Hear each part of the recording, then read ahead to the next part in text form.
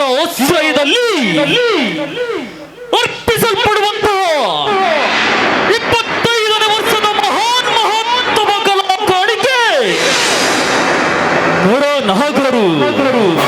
ಇದು ಇದು ನಿಮ್ಮ ಮುಂದೆ ಅರ್ಪಿಸಲ್ಪಡುವಂತಹ ಈ ವರ್ಷದ ಮಹಾನ್ ಮಹೋತ್ತಮ ಕಲಾ ಕಾಣಿಕೆ ನರನಾಗರು ಅರ್ಥಾತ್ ನಗುತ್ತಿರಲಿ ಸಿಂಧೂರ.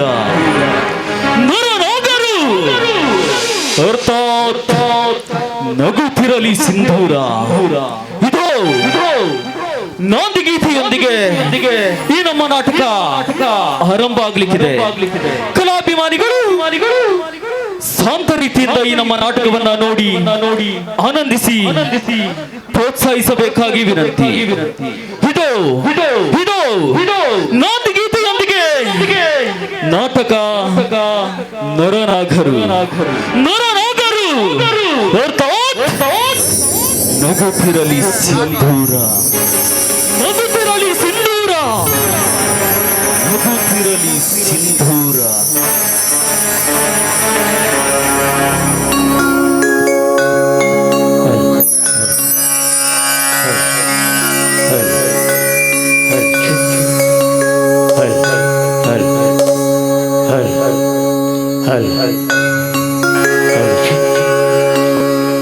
ನಾಟಕ ಕಲಾಭಿಮಾನಿಗಳಲ್ಲಿ ಅನಿಸುತ್ತೆ.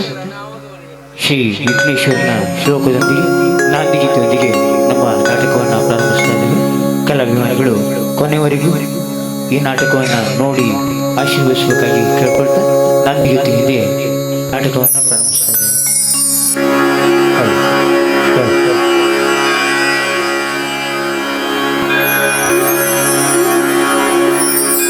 ಪ್ರಥಮಂ ವಕ್ರತುಂಡಂ ಏಕದಂತಂ ದ್ವಿತೀಯಕಂ ತೃತೀಯಂ ಕೃಷ್ಣಪಿಂಗಾಕ್ಷಂ ಗಜವಕ್ರಂ ಚತುರ್ಥಕಂ ಲಂಬೋದರಂ ಪಂಚಮಂ ಷಷ್ಠಂ ವಿಕಟಮೇವ ಚ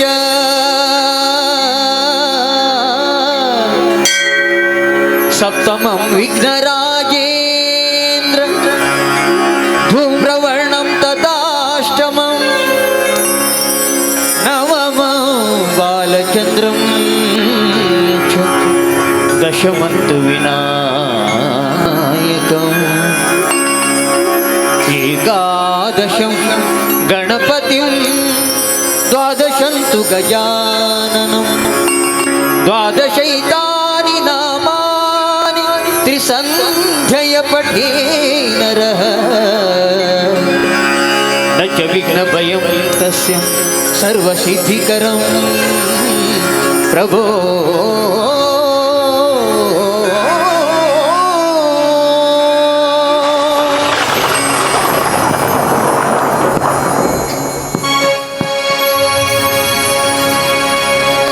ಓಂಕಾರದ ನಾದದಲ್ಲಿ ಝೇಂಕಾರ ಹೊರಹೊಮ್ಮಲಿ ನಾಟ್ಯದೇವಿ ಕುಣಿ ಕುಣಿದು ಬಂದು ನವನಾಟ್ಯ ರಂಗವನ್ನು ಹರಸಲಿ ನಾಟ್ಯರಸವತ ಹರಿಸಲಿ.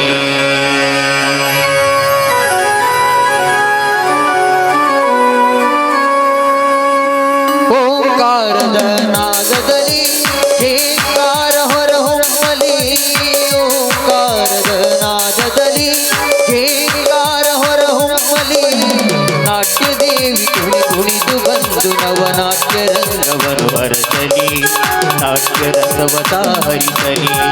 ನಾಟ್ಯದೇವಿ ಕುಣಿ ಕುಣಿದು ಬಂದು ನವನಾಟ್ಯ ರಂಗವನ್ನು ಹರಸಲಿ ನಾಟ್ಯರಸವತ ಹರಿಸಲಿ.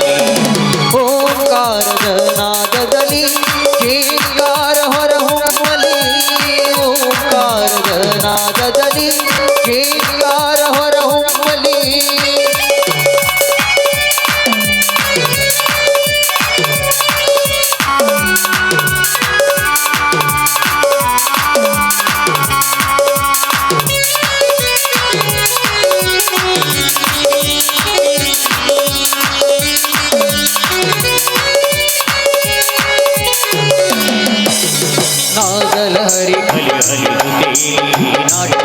ರಂಗವ ತುಂಬಲಿ ನಾಗಲಹರಿ ಅಲೆ ಅಲಿದುತ್ತೇರಿ ನಾಟ್ಯ ರಂಗವ ತುಂಬಲಿ ಮೃಂಗ ಮೃದಂಗ ತಾಳಲಯದಲ್ಲಿ ತಾಂಡವ ನೃತ್ಯವು ಸಾಗಲಿ ಮೃಂಗ ಮೃದಂಗ ತಾಳಲಯದಲ್ಲಿ ತಾಂಡವ ನೃತ್ಯವು ಸಾಗಲಿ ಜೈ ಜೈಕಾರವು ಮೊಳಗಲಿ ನಾಟ್ಯ ದೇವಿಯ ಹೆಸರಲಿ ಜೈ ಜೈಕಾರವು ಮೊಳಗಲಿ ನಾಟ್ಯ ದೇವಿಯ ಹೆಸರಲಿ ಜೈ ಜೈಕಾರವು ಮೊಳಗಲಿ ನಾಟ್ಯ ದೇವಿಯ ಹೆಸರಲಿ ಜೈ ಜೈಕಾರವು ಮೊಳಗಲಿ ನಾಟ್ಯ ದೇವಿಯ ಹೆಸರಲಿ ಓಂಕಾರದ ನಾದದಲ್ಲಿ ಜೇಕಾರ ಹೊರಹೊಮ್ಮಲಿ ಓಂಕಾರದ ನಾದದಲ್ಲಿ ಜೇಕಾರ ಹೊರಹೊಮ್ಮಲಿ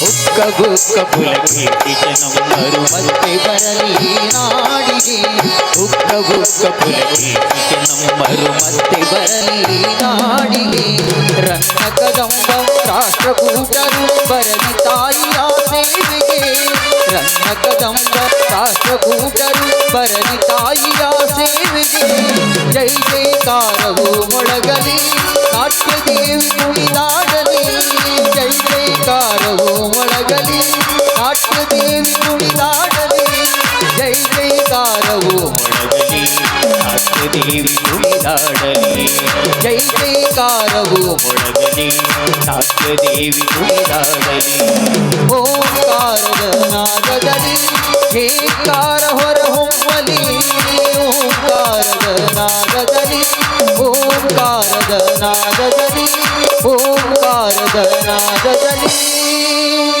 ಜೈಕಾರ ಹೊರಹೊಮ್ಮಲಿ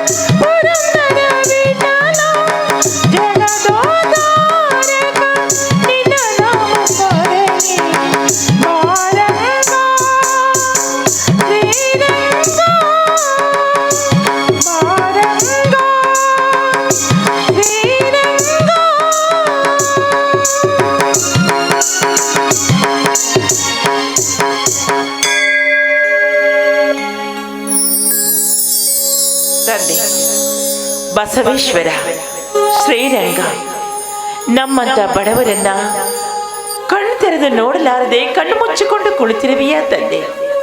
ಯಾಕೆ ನಮ್ಮಂತ ಬಡವರ ಮೇಲೆ ನಿನಗಿಷ್ಟೊಂದು ಕೋಪ? ಇಂದಿನ ಕಾಲದಲ್ಲಿ ದೀನ ದಲಿತರು ಅಟ್ಟಹಾಸದಿಂದ ನಮ್ಮಂಥವರನ್ನ ಬಡವರನ್ನ ನೋಡಿ ಮೆರೆದಾಡುತ್ತಿದ್ದಾರೆ. ಅಂಥವರ ಅಟ್ಟಹಾಸವನ್ನ ಕೊನೆಗಾಣಿಸುವ ಆ ಭಾರ ನಿನ್ನನ್ನೇ ಕುಡಿದೆ ತಂದೆ, ನಿನ್ನಲ್ಲೇ ಕುಡಿದೆ.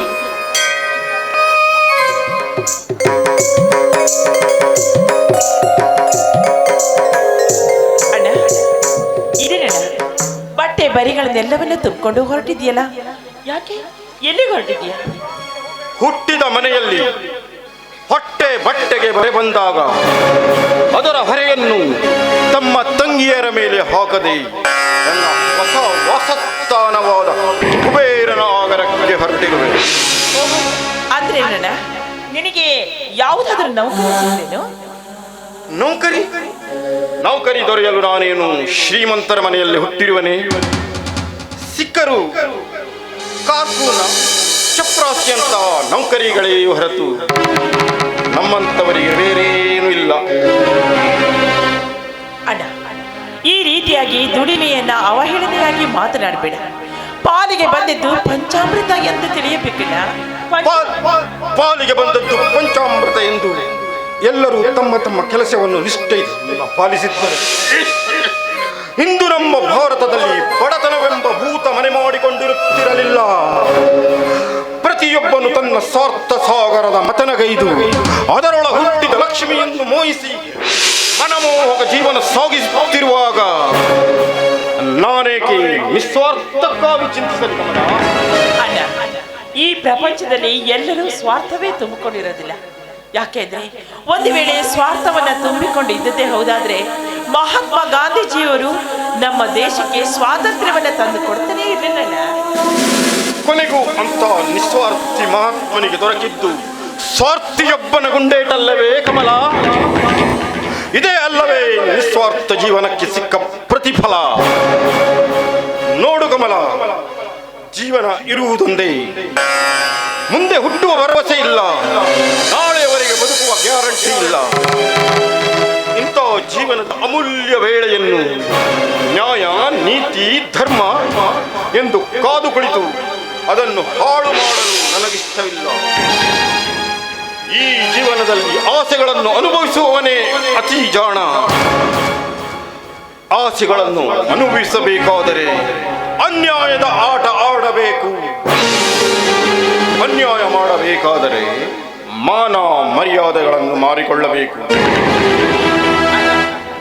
ಈ ರೀತಿಯಾಗಿ ಅತಿ ಆಸೆಯ ಲಲಾಸೆಗಾಗಿ ನೀನು ಈ ರೀತಿ ಮುಂದೆ ಹೋಗಿ ನಿನ್ನ ಘನತೆ, ಗೌರವ, ಮರ್ಯಾದೆಯನ್ನ ಕಳೆದುಕೊಳ್ಬೇಕು ಅಂತ. ಹೌದು, ದೊರೆಯುವ ಹಣ, ಸಿಗುವ ಸುಖಕ್ಕಾಗಿ ನಾನೇನನ್ನೂ ಮಾಡಲು ಸಿದ್ಧನಿದ್ದೇನೆ ಕಮಲ. ಹಾಗಾದ್ರೆ ನೀನು ಯಾವತ್ತೂ ನನ್ನ ಮಾರ್ಗದರ್ಶಕನಾಗಿ ಇರೋಣ. ಇದ್ದಾನಲ್ಲ ನಿನ್ನ ಇನ್ನೊಬ್ಬ ಅಣ್ಣ ಚಂದ್ರಣ್ಣ, ನ್ಯಾಯ, ನೀತಿ, ಧರ್ಮ ಎಂದು ಕರ್ಮ ಜೀವನ ಸಾಗಿಸುತ್ತಿರುವ ಕರ್ಮಯೋಗಿ. ಅವನೇ ನಿನ್ನ ಮಾರ್ಗದರ್ಶಕ. ಅಣ್ಣ, ಅತಿ ಆಸೆಯ ಲಲಾಸೆಯೇ ನರಕ, ಬುದ್ಧಿವಂತಿಕೆಯೇ ಸ್ವರ್ಗ ಅಂದಾಗ ಜೀವನದಲ್ಲಿ ಆ ಸ್ವರ್ಗದ ಮಾರ್ಗವನ್ನು ಸೇರಬಾರ್ದೇನ? ಕಮಲ, ನಿನ್ನ ಬಾಲಿಶ ಉಪದೇಶಕ್ಕೆ ಮರುಳಾಗುವ ಮಂಕೆ ನಾನಲ್ಲ, ಅಥವಾ ನಾನು ಬಾಲಕನೂ ಅಲ್ಲ. ನಾ ಕಾಣುವ ಕನಸು ನನಸಾಗಬೇಕಾದರೆ, ನನ್ನ ಪಿತ್ರಾರ್ಜಿತ ಆಸ್ತಿ ಮರಳಿ ಪಡೆಯಬೇಕಾದರೆ ಈ ಮನೆಯನ್ನು ತೊರೆಯಲೇಬೇಕು ಕಮಲ, ಈ ಮನೆಯನ್ನು ತೊರೆಯಲೇಬೇಕು.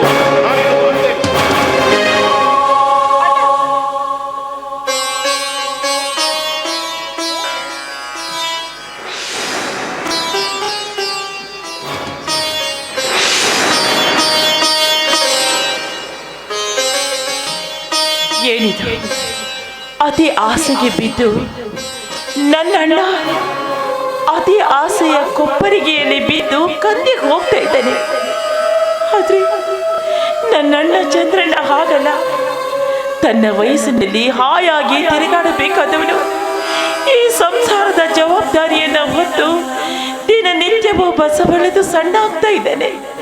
ದೇವ್ರೆ, ಆದಷ್ಟು ಬೇಗ ನನ್ನ ಈ ಅಣ್ಣನಿಗೆ ಒಳ್ಳೆಯ ಬುದ್ಧಿಯನ್ನು ಕರುಣಿಸು. ನನ್ನ ಚಂದ್ರನಿಗೆ ಆಯುಸ್ಸು, ಆರೋಗ್ಯವನ್ನ ಕರುಣಿಸುತ್ತದೆ.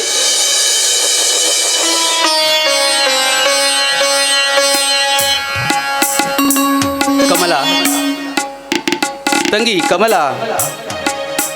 ಕಮಲ, ನಿನ್ನ ಮುಖವನ್ನ ನೋಡಿದ್ರೆ ಏನನ್ನೋ ತುಂಬಾ ಗಾಢವಾಗಿ ಚಿಂತಿಸ್ತಾ ಇರುವೆಯಲ್ಲಮ್ಮ.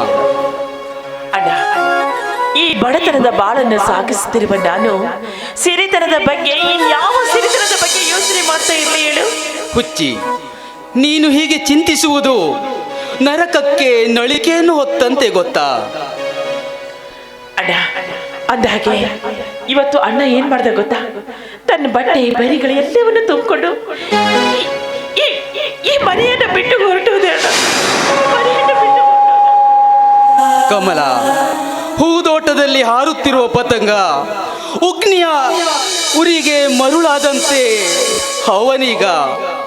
ಅವನೀಗ ಹಣದ ದಾವಾಗ್ನಿಗೆ ಮರುಳಾಗಿ ಅದನ್ನು ಮುದ್ದಿಸಲು ಹೊರಟು ಮೈ ಸುಟ್ಟಿಕೊಂಡಾಗ್ಲೇ ಗೊತ್ತಾಗೋದಮ್ಮ ಅವಗೆ ದುರಾಸೆ ಅಂದ್ರೆ ಏನು ಅಂತ. ನೋಡು, ಅವನು ಹೋದ್ರೆ ಹೋಗ್ಲಿ ಬಿಡಮ್ಮ, ನಾನಿದ್ದೀನಿ. ನೋಡು, ನನ್ನ ರಕ್ತದ ಕೊನೆಯ ಹನಿ ಇರುವವರೆಗೂ ನಿನ್ನನ್ನ ಸುಖವಾಗಿಡ್ತೀನಿ ತಂಗಿ, ನಿನ್ನನ್ನ ಸುಖದಿಂದ ಇಡ್ತೀನಿ. ಅಣ್ಣ, ಮಾತಾಡ ಇಲ್ಲದೆ ಹೋಗಿರುವವರಿಗೆ ಅವರನ್ನ ನೋಡ್ಕೊಳ್ಳೋದಕ್ಕೆ ಒಬ್ಬ ಅಣ್ಣನಿರಬೇಕು ಅಂತ ಹೇಳ್ತಾರೆ. ಆದ್ರೆ ಆ ಮಾತನ್ನ ಅಕ್ಷರ ಸಹ ಸತ್ಯ ಅಂತ ಇಂದು ಕಾರ್ಯರೂಪದಲ್ಲಿ ನೀನು ರೂಪಿಸಿ ತೋರಿಸಿದೆಯಣ್ಣ, ತೋರಿಸಿದೆ ಅಣ್ಣ. ದಿನನಿತ್ಯವೂ ನೀನು ಈ ರೀತಿಯಾಗಿ ಹಗಲು ಇರುಳು ಅನ್ನದೆ ದುಡಿದು ಬೆವರ ಸುರಿಸಿ ಬರುವುದನ್ನು ನೋಡ್ತಾ ಇದ್ರೆ ನನ್ನ ಕರಳು ಚುರುಕನ್ನತ್ತಣ್ಣ, ನನ್ನ ಕರಳು ಚುರುಕನ್ನ. ಅಯ್ಯೋ ಹುಚ್ಚಿ, ಯಾಕಮ್ಮ ಕಣ್ಣೀರು? ನೋಡು, ಸತ್ಯವಾನನಂತ ದೊರೆಗೆ ತಪ್ಪಲಿಲ್ಲಮ್ಮ ಕೊಟ್ಟಿಗೆಯನ್ನ ಮಾರಿ ಜೀವನ ಮಾಡುವುದು.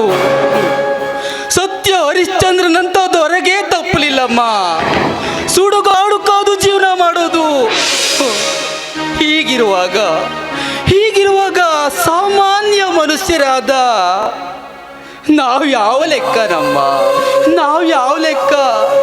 ನೋಡು ಕಮಲ, ಕಷ್ಟ ಅನ್ನೋದು ಮನುಷ್ಯನಿಗೆ ಬರದೆ ಕಲ್ಲಿಗೆ ಬರುತ್ತಾ ಹೇಳು?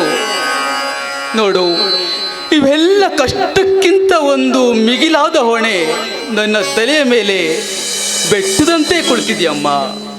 ನೋಡು ಕಮಲ, ಆ ವಿಘ್ನ ನಿವಾರಕ ವಿಘ್ನೇಶ್ವರನ ಕೃಪೆಯಿಂದ ನಿನ್ನ ಮದುವೆಯೊಂದು ನೆರವೇರಿದರೆ ನನ್ನ ಹೆಗಲ ಮೇಲಿನ ಹೊಣೆಗಾರಿಕೆಯ ಭಾರ ಇಳಿದಂತಾಗುತ್ತದಮ್ಮ ನನಗೆ. ಅಂದ್ರೆ ನಾನು ನಿಂಗೆ ಹೇಳ್ತಾ ಇರೋದು, ನನ್ನನ್ನ ಮದುವೆ ಮಾಡಿ ಕಳಿಸ್ಬೇಕು ಅಂತ ಇದೆಯಾ? ನಾನು ನಿನಗೆ ಎಷ್ಟು ಬೇಗ ಭಾರವಾಗಿಬಿಟ್ಟೆ ನನ್ನ. ಕಮಲ, ಏನಮ್ಮ ಹೇಳ್ತಿದೀಯ ನೀನು? ನಿನ್ನ ಇನಿಯನ ಜೊತೆಗೂಡಿ ಮದುವೆ ಎಂಬ ಮಮತೆಯ ಸೇತುವೆಯನ್ನು ದಾಟುವುದು ಈ ಅಣ್ಣನಿಗೆ ಬೇಸರದ ವಿಷಯವೇನಮ್ಮ? ಅಲ್ಲಡ, ಅದೇ ಪಿತೃ ವಾತ್ಸಲ್ಯವನ್ನು ತೋರಿಸುತ್ತಿರುವ ನಿನ್ನನ್ನು ಬಿಟ್ಟು ನಾನು ಹೋಗಲು ನನಗೆ ಮನಸ್ಸಾಗ್ತಾ ಇಲ್ಲ, ಮನಸ್ಸಾಗ್ತಾ ಇಲ್ಲ. ತಂಗಿ, ನಿನ್ನ ಈ ವಾತ್ಸಲ್ಯಕ್ಕೆ ಈ ಅಣ್ಣ ತುಂಬಾ ಮನಸ್ಸೋತ್ನಮ್ಮ, ತುಂಬಾ ಮನಸ್ಸೋತ್ತಿ. ಆದರೆ ಈ ನನ್ನ ಮುಕ್ತ ಚೆಲುವೆಗೆ ಈ ವರದಕ್ಷಿಣೆ ಯುಗದಲ್ಲಿ ಎಂತ ಹುಡುಗನನ್ನು ಹುಡುಕುವುದು ಅಂತ ನನ್ನ ಮನ ಚಿಂತೆಯಿಂದ ಬಾಧಿಸ್ತಾ ಇದೆಯಮ್ಮ, ಬಾಧಿಸ್ತಾ ಇದ್ದೆ. ಅಂದ್ರೆ ನಮ್ಮ ಈ ಭಾರತ ದೇಶದಲ್ಲಿ ವರದಕ್ಷಿಣೆ ಎಂಬ ಪೆಡಭೂತವನ್ನ ಬಡಿದೋಡಿಸಬೇಕು ಎಂದು ನಮ್ಮ ಸರ್ಕಾರ ಅದೆಷ್ಟೇ ಪ್ರಯತ್ನವನ್ನು ಪಟ್ಟರೂ ಕೂಡ ಅದೆಲ್ಲವೂ ಹೊಳೆಯಲ್ಲಿ ಹೋಮ ಮಾಡಿದಂತೆ ಆಯಿತು. ಅದೇನ ಕಮಲ, ಇಂದಿನ ಸಮಾಜದ ವಿದ್ಯಾವಂತರು ವಿನಯಶೀಲರೆಲ್ಲ ಈ ವರದಕ್ಷಿಣೆ ಎಂಬ ಆಸನದಿಂದ ಏಳದೇ ಕುಳಿತಿದ್ದಾರಮ್ಮ. ನೋಡು, ಹಾಗಾಗಿಯೇ ಅದೆಷ್ಟೋ ಜನ ಕವಿರಶ್ಮಿಯ ಮಾರ್ಗ ಕಾಣದ ಅರಮನೆಯಂತೆ ಬಡ ಹೆಣ್ಣು ಮಕ್ಕಳು ಮದುವೆಯಾಗದೆ ಹಾಗೆ ಉಳಿದಿದ್ದಾರಮ್ಮ. ನೋಡು ಕಮಲ, ಆದರೆ ಎಷ್ಟೇ ಕಷ್ಟ ಆದರೂ ಪರವಾಗಿಲ್ಲಮ್ಮ, ಸಾಲ ಆದರೂ ಚಿಂತೆ ಇಲ್ಲ. ನಾನು ಮಾತ್ರ ನನ್ನ ಮುದ್ದು ತಂಗಿನ ಒಳ್ಳೆ ವಿದ್ಯಾವಂತ ತುಂಬಿರೋ ಸುಖದ ಅರಮನೆಗೇನೆ ಕಳಿಸ್ಕೊಡ್ತೀನಮ್ಮ. ಇದು ಸತ್ಯನಮ್ಮ, ಇದು ಸತ್ಯ. ಅಡ್ಡ ಮಾತು ಸಾಕು ಮಾಡ. ಈಗಾಗಲೇ ಊಟದ ವೇಳೆಯಾಗಿದೆ. ಬಾ ಬಾ ಊಟ ಮಾಡಿ.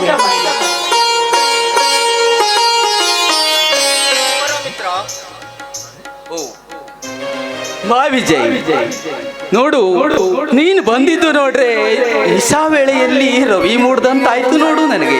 ಏನು ಚಂದ್ರು, ನಿಶಾ ವೇಳೆಯಲ್ಲಿ ರವಿ ಮೂಡುವುದೇ? ಅಲ್ಲಲ್ಲ, ನಿಶೆಯ ಸ್ನೇಹಿತ ಚಂದ್ರ ಅವನೇ ಮೂಡಿರುತ್ತಾನೆ. ಚಂದ್ರು, ಏನೋ ವಿಚಾರವಾಗಿ ಮಾತನಾಡ್ತಿರಲಿಲ್ಲ, ಏನು ವಿಷಯ? ನೋಡು, ಧನಹೀನನ ಕುಟೀರಕ್ಕೆ ಕುಬೇರನು ಆಗಮಿಸಿದ್ರೆ ಆಶ್ಚರ್ಯ ಆಗುತ್ತಲ್ವೇ ವಿಜಯ್? ಚಂದ್ರು, ಇಂದು ನನ್ನ ಆಗಮನವೇನೆಂದು ಹೊಸದೆ. ಆದರೆ ಹಣದ ಮೊದಲಿನಿಂದ ಲಕ್ಷ್ಮೀ ಪುತ್ರನಾದರೂ ನಿನ್ನನ್ನು ಯಾವಲಾದರೂ ಕೀಳಾಗಿ ಕಂಡಿದ್ದೀನಿ. ಲಕ್ಷ್ಮಿ ಕುಜಲರ ಸ್ನೇಹ ನೆನೆಸಿಕೋ, ಬಡವ ಶ್ರೀಮಂತರ ಸ್ನೇಹವಲ್ಲವೇ? ನೋಡು, ಮಾತಿನಲ್ಲಿ ಆಚಾರ, ಕೃತಿಯಲ್ಲಿ ಅನಾಚಾರ, ಇದೇ ತಾನೇ ನವ ಯುಗದ ಶ್ರೀಮಂತರ ಲೆಕ್ಕಾಚಾರ. ನೋಡು, ಎಷ್ಟೇ ಅಂದ್ರು ಈ ನವಯುಗದ ಶ್ರೀಮಂತರು ನಯವಂಚಕರು ವಿಜಯ್, ನಯವಂಚಕರು. ಅವರಿಗೆ ಹಣ ಒಂದಿತ್ತು ಅಂತಂದ್ರೆ ಬೇರೆ ಏನು ಬೇಕಾಗಿಲ್ಲ. ನೋಡು, ಬೇರೆ ಏನು ಬೇಕಾಗಿಲ್ಲ. ಏನು ಚಂದ್ರು, ಹಣಕ್ಕೆ ನಾನಾದರೂ ಬೆಲೆ ಕೊಟ್ಟಿದ್ದೀನಿ? ನೋಡು, ಹಣಕ್ಕೆ ಬೆಲೆ ಕೊಡಲಾರೆ, ಹಣಕ್ಕೆ ಬೆಲೆ ಕೊಡಲಾರೆ, ಹಣಕ್ಕೆ ಬೆಲೆ ಕೊಡಲಾರೆ ಅಂತ ಸಾರಿ ಸಾರಿ ಹೇಳ್ತಾ ಇದೆಯಲ್ಲ.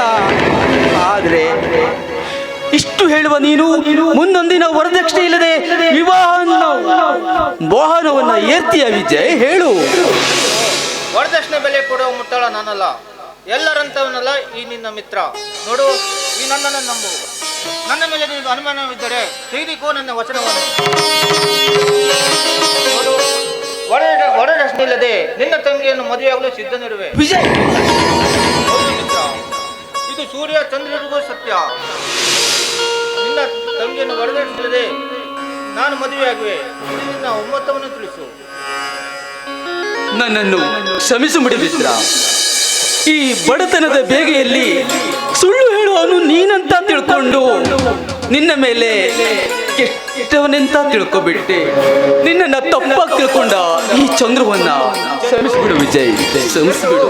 ತಪ್ಪು ನಿನ್ನದಲ್ಲ, ಅದೆಲ್ಲ ಶ್ರೀಮಂತ ಸಂಬಂಧತೆ. ಮದುವೆಯನ್ನು ವ್ಯಾಪಾರನ ಆಗಿಸಿ ಬಡವರನ್ನ ಮೋಸದಿಂದ ಬಳಸುತ್ತಿದ್ದಾರೆ. ನೋಡು ಚಂದ್ರು, ಇದಕ್ಕೇನು ಚಿಂತಿಸಬೇಡ. ನಿನ್ನ ತಂಗಿಯನ್ನು ವರದಕ್ಷಿಣೆ ಇಲ್ಲದೆ ಮದುವೆಯನ್ನು ನಾನಾಗುವೆ. ವಿಜಯ್, ನೀನು ತುಂಬಾ ಬುದ್ಧಿವಂತ ಕಣು. ನೋಡು, ಅಗ್ನಿಯೊಂದಿಗೆ ಕೋಪ ಮಾಡಿಕೊಂಡು ಅದ್ರ ಜೊತೆ ಕಾದಾಡಿ ಮೈ ಕೂದಲು ಸುಟ್ಕೊಂಡ ಮೂಕ ಕರಡಿಯ ಪಾಡಾಯ್ತು ನಂದು ವಿಜಯ್, ಮೂಕ ಕರಡಿಯ ಪಾಡಾಯ್ತು. ವ್ಯಥೆಯನ್ನು ಮರೆತು ವಿಷಯಕ್ಕೆ ಬಾ. ನಿನ್ನ ತಂಗಿಯನ್ನು ಕೊಟ್ಟು ನನಗೆ ಸಂಬಂಧ ಬೆಳೆಸುವೆಯೋ ಅಥವಾ? ವಿಜಯ್, ನನ್ನ ಕಟು ನುಡಿಗಳಿಂದ ನಿನ್ನ ಮುಗ್ಧ ಮನಸ್ಸನ್ನ ನೋಯಿಸಿ ಈಗ ಕಪಟತನದ ಸಂಬಂಧ ಬೆಳೆಸು ಅಂತ ಹೇಳ್ತೀಯ? ಇಲ್ಲ ಮಿತ್ರ, ಇಲ್ಲ. ನಾನೆಂದಿಗೂ ಅಂತವನಲ್ಲ. ನೋಡು, ನಿನ್ನ ತಂಗಿನ ನಾನು ಮನಪೂರ್ವಕವಾಗಿ ಪ್ರೀತಿಸಿದ್ದೇನೆ. ನಿನ್ನ ತಂಗಿ ಯಾವುದನ್ನು ಕಡಿಮೆ ಹೇಳು? ವಿದ್ಯೆಯಲ್ಲೇ, ವಿನಯದಲ್ಲೇ. ನೋಡು, ನಿನ್ನ ತಂಗಿನ ನಾನು ಮದುವೆಯಾಗಲು ಸಿದ್ಧನಿರುವೆ. ಅದಕ್ಕೆ ನಿನ್ನ ಒಮ್ಮತವನ್ನು ತಿಳಿಸು.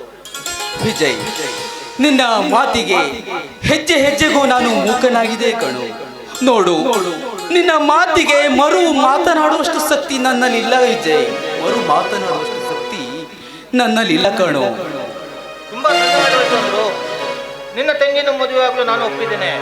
ನನ್ನನ್ನು ಮದುವೆಯಾಗಲು ನಿನ್ನ ತಂಗಿನ ನಿರ್ಧಾರ ತಿಳಿಸು. ನಾನೇನು ಬರಲೇ? ಹಾ ವಿಜಯ್, ಬಡವನ ಮನೆ ಕಾಫಿ ಕುಡಿದರೆ ಚೆನ್ನಾಗಿತ್ತು. ಪರವಾಗಿಲ್ಲ. ನಿಮ್ಮ ತಂಗಿ ಮದುವೆ ಒಪ್ಪಿಕೊಂಡ್ರೆ ಮುಂದಿನ ಸಲ ನಾವು ಮಾತಾಡೋಣ. ನಾನೇನು ಬರ್ತೇನೆ.